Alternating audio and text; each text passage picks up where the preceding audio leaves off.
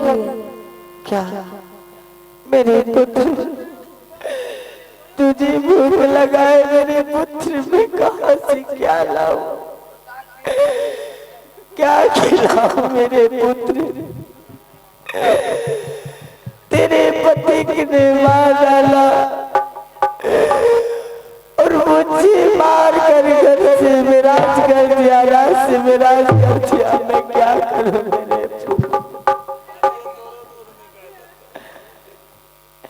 ठीक है मेरे पुत्र, चलो कुछ दूर आगे कहीं जाकर अगर कोई दाता अगर 1-2 रुपया देंगे तुमको भोजन करा देंगे।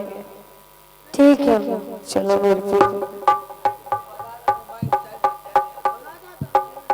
आता धारी आई डगार